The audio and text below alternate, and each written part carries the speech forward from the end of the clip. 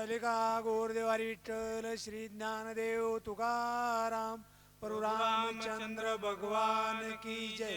पवन सोत हनुमान महाराज की जय। श्री गणेशाय नमः। अहंतान राधे स्वामी कार्य अहंतेने साधन हत होय। अहंता येसन लाहे नित्य होय अहंता।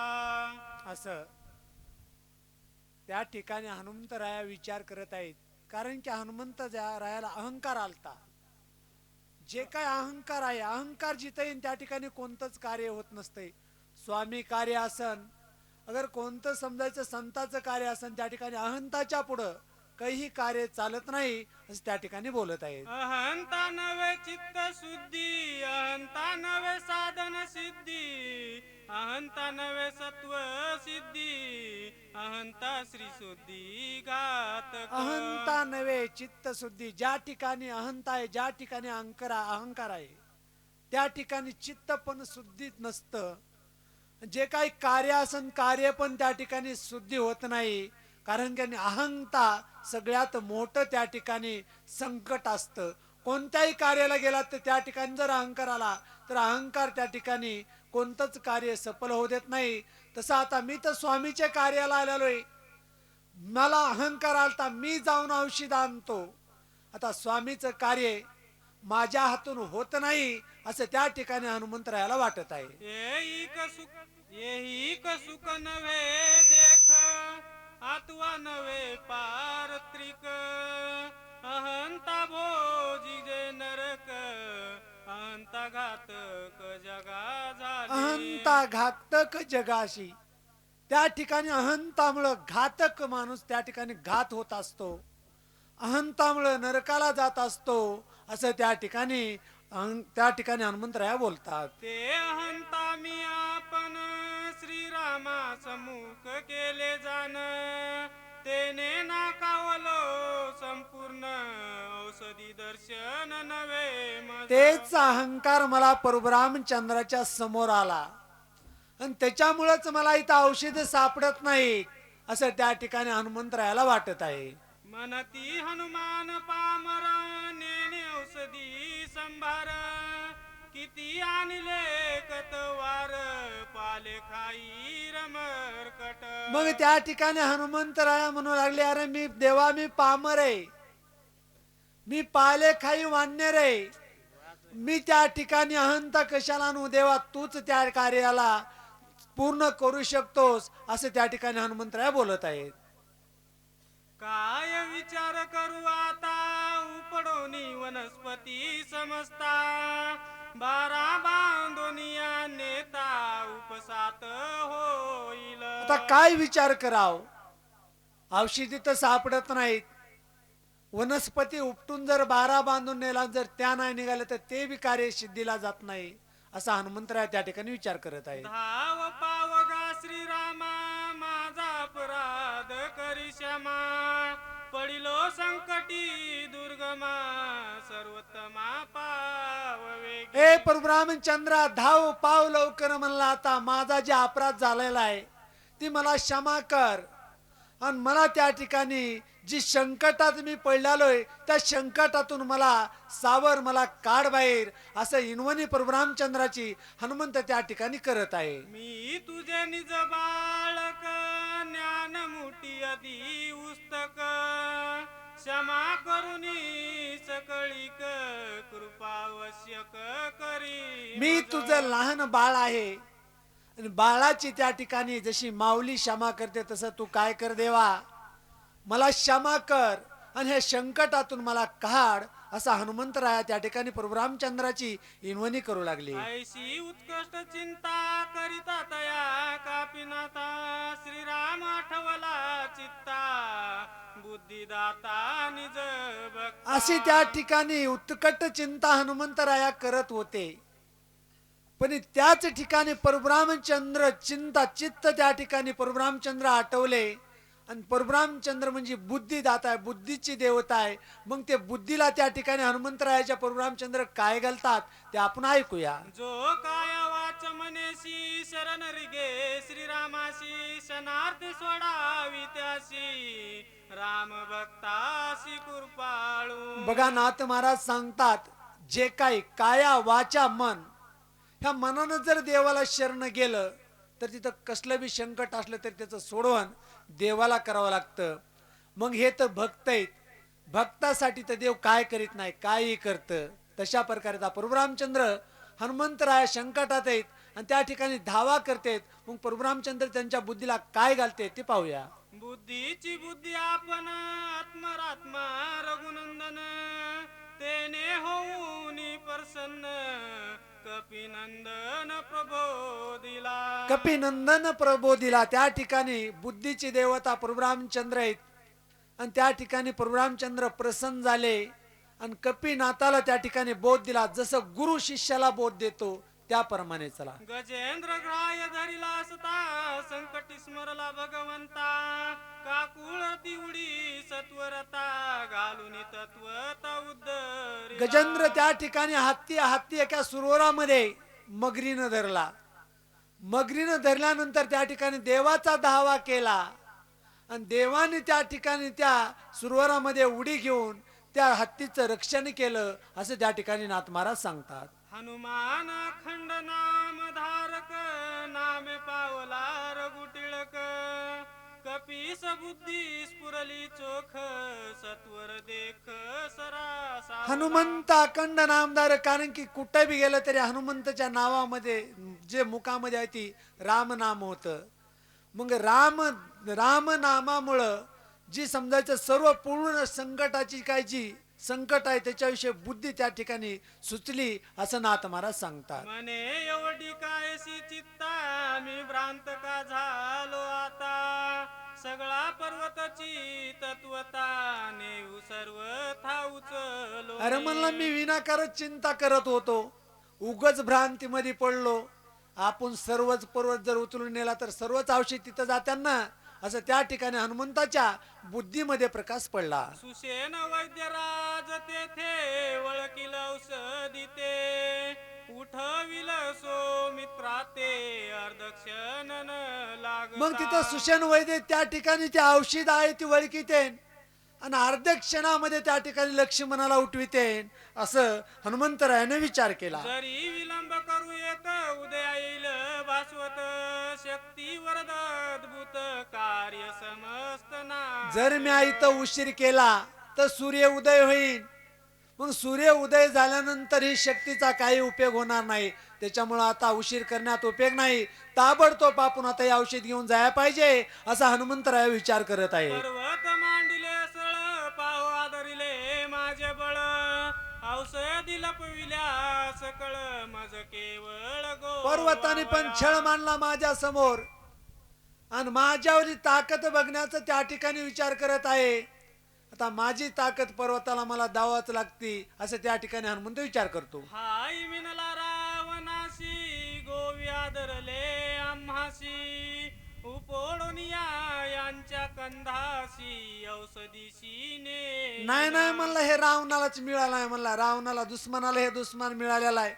मग ह्याच्या सगळं बुडा संकट मी आता उपटितो आणि बुडा संकट उपटून त्या ठिकाणी पर्वत घेऊन जातो. ऐसा करून विचार गेला नाम नामे भूभुपकार कापिनले सुरासुर चराचर भयभीत. असा हनुमंतरायाने विचार केला आणि जोराने प्रभू रामचंद्र भगवान की जय असा भूभुकार केल्याबरोबर सगळे सुरासुर चळचळा कापू लागले.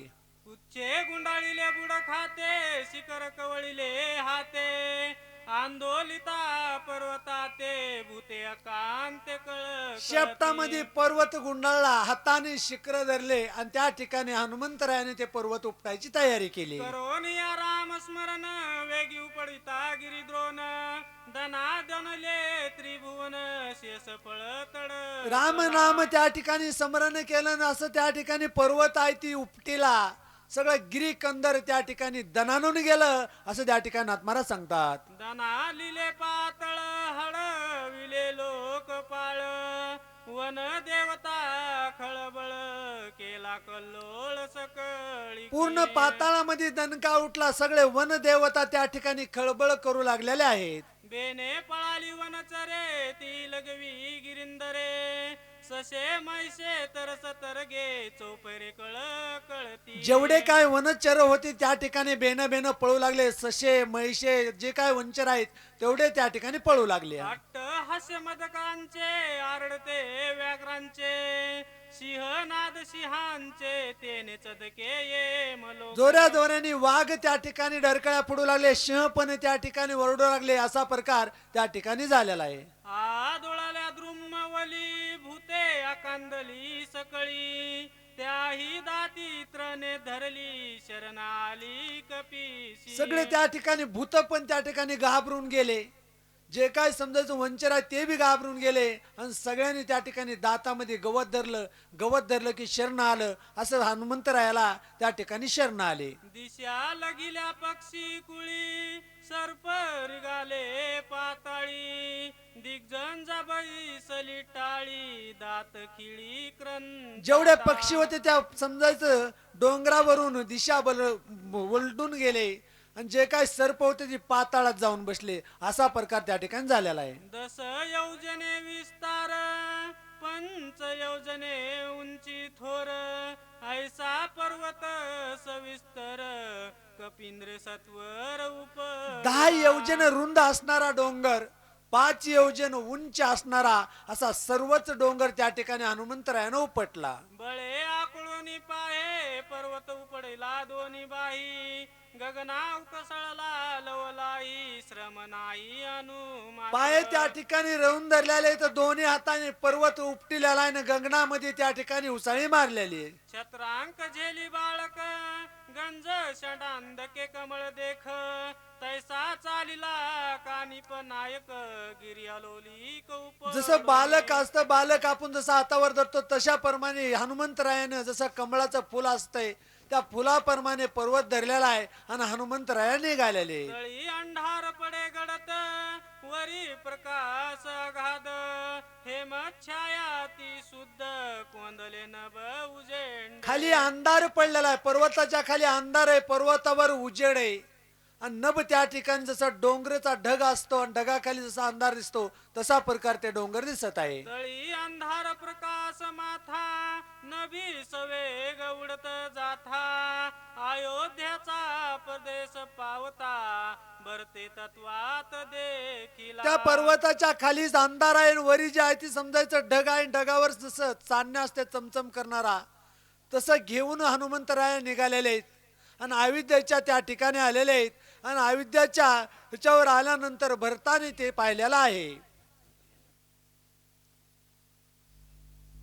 अति कस्मित झाला मनी निबड दाटली असता रजनी काय जात आहे गगनी लक्षिता चिन्नी लक्षेना. मग भरत त्या ठिकाणी विचार करू लागला.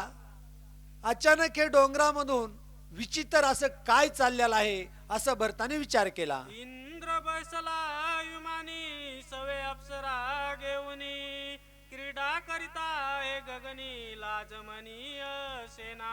हे इंद्र तर नसन, इमानामध्ये बसलेला अप्सरा सोबत घेतलेल्या आहेत.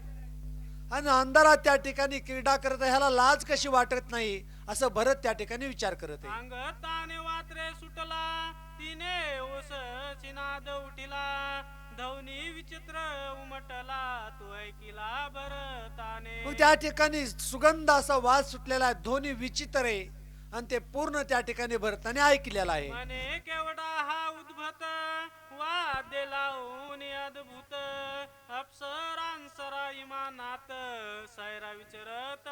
हे केवढा उद्भट असा इंद्रदेव आहे. वाद्य लावलेलं संध्याकाळची वेळ आहे आणि अप्सरा संगट इमानात बसून संध्याकाळच्या वेळेला क्रीडा करत निघालेला आहे. पुढील वाचक आहेत रोहिदास महाराज बोदवड कचारवाडीकर. सूचक तेच राहतील. सोये घेऊन वारांगना इमान हिंडवी गगना उल्लंघोनी साधू सज्जना कर्याटन उन्मंत. सोबत वारांगणा घेतलेल्या आहेत. आणि जी संत आहे संताच्या भूमीवरून त्या ठिकाणी येऊन हे जे आहे ते इंद्रदेव निघालेला आहे असा विचार त्या ठिकाणी भरत करत आहे.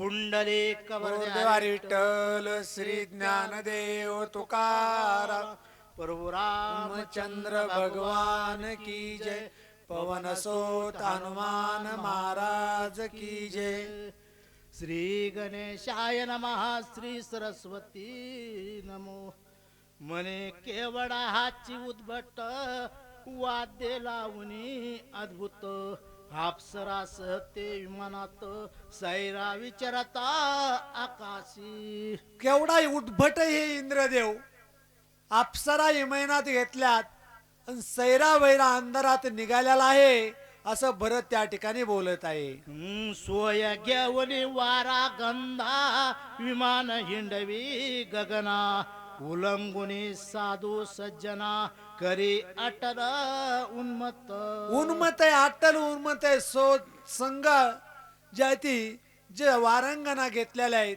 आणि साधू संजनाचा त्या ठिकाणी विचार करत नाही साधू संताला ओलांगून जात आहे असं त्या ठिकाणी भरत बोलत आहे. जो स्त्री सवे तो निरंतर झाला मद्यपाशाने मातला जो धन लोभे भुलला त्याचा गेला विवेक जे श्री समर्थ त्या ठिकाणी जे उन्मत होतो ती जी आहे ती त्या ठिकाणी जर धन असन धनलोभी जर झाला तर धनलोभ्याला बी त्या ठिकाणी असं उन्मत होऊन असं प्रकार त्या ठिकाणी बोलत आहे.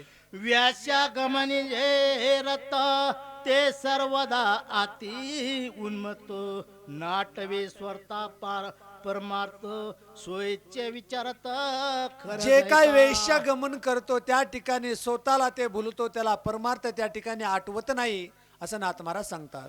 खरं नेणे मर्यादा दिवसा देखता जनपदा वेशेद्वारी हा विचारे सदा नसरे कदा मागा जसा गाढव असतो गाढव जसा विचार करत नाही तसं हे दिवसापणी जे काय वेशामध्ये गुंतलेला आहे ते स्वतःचा विचार करत नाही असं नाथ महाराज सांगतात. लाता हानिता उरावरे प्रीती धावे रे सुनमक खरी पदाभिघात मुकावरे आवडे करे झेलित जसं गाढव असं गाढवीन असते गाढविणीचं समजायचं प्रीती गाढव करतो आणि ती गाढवीन त्याच्या मुखावर लाता घालती तरी बी त्या ठिकाणी तेच त्याला आवडत अशा प्रकारे हे इंद्रदेव करत आहे. तैसा पुरुष कामाचारे सुखाची माने निरंतरे पाऊल जाऊन निधी दुरे हृदयवरे झेलित तसा पुरुष जी आहे ती काम आतुर झाल्याला निरंतर राहतो आणि त्या ठिकाणी सुख त्याच्या ठिकाणी त्याच ठिकाणी मानतो असं सांगतात. मने रे जन्मांतरेचे फळे भाग्ये इच्छे पाद कमळ हृदय लागे देवे दंडिले अभाग्ये वरता वैराग्ये कष्टती मग त्या ठिकाणी पूर्वी जन्माचं भाग्य या आणि भाग्यानंच मला हे मिळाले या देवाने बी त्या ठिकाणी देवाला बी त्या ठिकाणी दंड दंड भेटत असतो असं सांगतात. चला त्रिकामाची आयसी रीती ऐक हा मध्ये पानाची स्थिती व्याचुनी पदराची संपत्ती सोय होती जगनी त्रिकामाची आयशी रीती जे काय स्त्रीच्या समजायचं लोभामध्ये बोललेला आहे आपलं तर कार्य संपतच पण जे काय धन असतं धन पण त्या ठिकाणी संपून जातं असं नाथ महाराज सांगतात. जेने दर्वे आहे ऐकी भोग जोडे सकाम कर्म स्वर्ग आतुडे निष्काम हा तरी तो डोळ्या पुढे तिष्ठे रोकडे मोक्ष सुख जे काय समजायचं द्रव्य आणि द्रव्यामध्ये जर जे कार्य असतं सकार कार्य आणि धर्माचं काम त्या ठिकाणी धर्माचं काम भुलतो आणि त्या ठिकाणी अधर्माच्या कामाला जातो ते विष्ठा खाल्ल्याप्रमाणे असते असं नाथ महाराज सांगतात. वेचुनी आयुष्य धन करित्य मध्ये पान ते हानी आत्मघाती संपूर्ण नरक सेवन अकल्प येचून आयुष्य धन जे काय धनवान आहे ते धन त्या ठिकाणी धनाच्या जोरावर कार्य करतं आणि ते त्या ठिकाणी नरक जी भोगतं नरकाच्या ठिकाणी जातं कारण की धनावर मी चांगलं काम करतो पण ते चांगल्या कार्याला गेलेलं नसते ते वाईट कार्याला गेलेलं असते असं नाथ महाराज सांगतात. धन लोभी जे हा लुब्ध स्वप्निना देखते सुख